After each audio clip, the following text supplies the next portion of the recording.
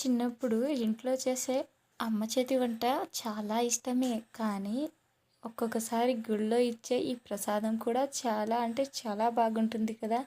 అదేనండి చింతపండు పులిహోర. ఎంత చెప్పినా తక్కువే కదా!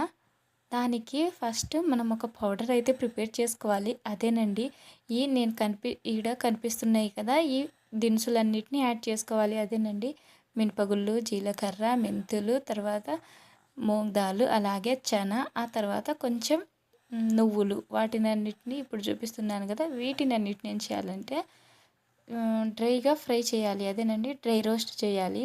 ఎలా అంటే ఫస్ట్ స్టవ్ వెలిగించి ఒక ప్యాన్ పెట్టేసుకోండి.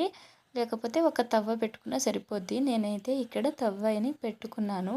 ఇంకా ఒక్కొక్కటిగా ఫ్రై అయితే చేసుకోవచ్చు. అలా లేదండి మాకు టైం అయితే లేదు అంటే కనుక ఇలా మొత్తంగానే ఫ్రై చేసేయొచ్చండి. ఏమంటే ఒక్కొక్కటిగా ఫ్రై చేస్తే బాగా ఫ్రై అవుతాయనేసి చెప్పాను. అవి ఫ్రై అయ్యే లోపల ఒక నిమ్మకాయ సైజ్ అంత చింతపండును నానబెట్టుకోండి. నేను ఇక్కడ ఒక ఒక కప్పు రైస్కి ఒక నిమ్మకాయ సైజ్ అంతా చింతపండునైతే యాడ్ చేశాను. ఇక్కడ చూస్తున్నారా, ఫ్రై అయితే అయిపోయింది. డ్రై ఫ్రై అన్నట్టు డ్రైగా రోస్ట్ చేసినాను కదా! ఇప్పుడు ఇవి చల్లారాలండి. చల్లారిన తర్వాత ఒక మిక్సీ జార్ తీసుకోండి. అందులో ఈ ఫ్రై చేసుకున్న పల్సెస్ని ఇలా మిక్సీ జార్లో వేసుకొని మెత్తగా గ్రైండ్ చేసుకోవాలండి. చాలా అంటే చాలా ఫైన్ పేస్ట్ లాగా ఉండాలి. చూస్తున్నారా, ఈ విధంగా ఫైన్ పేస్ట్ లాగా వచ్చేంత వరకు గ్రైండ్ చేసేయండి. ఇది పౌడరు ఈ ఒక్కసారికే కాకుండా ఇంకెప్పుడైనా మనం ఈ రెసిపీ చేసినప్పుడు ఈ పౌడర్ అనేది యూజ్ అవుతుంది. అందుకే కొంచెం ఎక్కువ క్వాంటిటీలోనే గ్రైండ్ చేసి పెట్టుకోండి, పర్లేదు. ఒక వీక్లీ 2 సార్లు చేయాలనుకున్న అప్పటికప్పుడు మళ్ళీ పౌడర్ని ప్రిపేర్ చేయలేం కదా, అందుకని. తర్వాత ఇంకో స్టవ్ వెలిగించి కడాయి పెట్టేసుకొని అందులో ఆయిల్ అయితే యాడ్ చేశానండి. నేనైతే ఇక్కడ ఫస్ట్ ఒకసారి యూజ్ చేశాను కనుక అదే ఆయిల్ని యాడ్ చేశాను.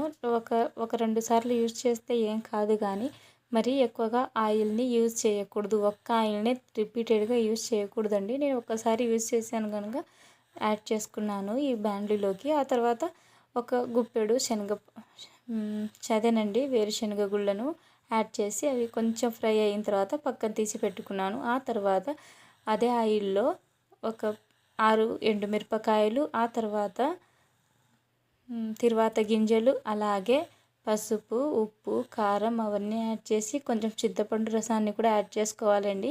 లాస్ట్ అండ్ ఫైనల్గా ఇదిగోండి ఈ కొత్తిమీర కూడా యాడ్ చేసేసుకోవాలా. అలాగే వేడి వేడి అన్నం ఉంటుంది కదా, లేకపోతే నైట్దైనా సరిపోతుంది, ఏం కాదండి. చింతపండు వేయడం వలన రైస్ అనేది పాడవదు కాబట్టి అది పాడవ్వకపోతేనే కలుపుకోండి. రైస్ నిన్నటిదంటే అంటే ఒకవేళ పొద్దున్నకి బాగుంటేనే రైస్ అందులోకి ఈ రసాన్ని కలిపేసి ఇలా గ్రైండ్ చేసుకోవాలి, కానీ బాగలేకపోతే అదే రైస్లోకి ఈ పేస్ట్ని అస్సలు కలపకూడదండి. ఇంకా ఫ్రెష్గా రైస్ అయితే వండుకోవాలి. చూస్తున్నారా, ఇలా నేనైతే వేడి వేడి అన్నంలోకి ఈ పేస్ట్ని కలిపేసి మెత్తగా మంచిగా కలుపుకున్నానండి. వేడి వేడిగా చాలా అంటే చాలా బాగుంది. ఇదిని గుడిలో పెడతారు కదా ప్రసాదం, అలా ఉంటుంది. ఇంకొక చిన్న టిప్ చెప్పడం మర్చిపోయానండి. ఇందులో కొంచెం బెల్లం ముక్క యాడ్ చేయాలండి. ఎప్పుడంటే చింతపండు వేస్తాం కదా, అప్పుడు కొంచెం లైట్గా బెల్లం ముక్క యాడ్ చేస్తే, ఇంకా నేను ఆ వీడియో స్కిప్ అయిపోయింది, నన్ను క్షమించండి. అని బెల్లం ముక్క కంపల్సరీగా యాడ్ చేయాలండి. నోరూరించే గుళ్ళో పెట్టే ప్రసాదం పులిహోర అయితే రెడీ అయిపోయింది. మీరు కూడా ఇంట్లోనే ఇలా సింపుల్ అండ్ ఈజీగా ప్రిపేర్ చేసుకోండి. ఇంతకీ వీడియో నచ్చితే ఒక చిన్న like and subscribe to my channel.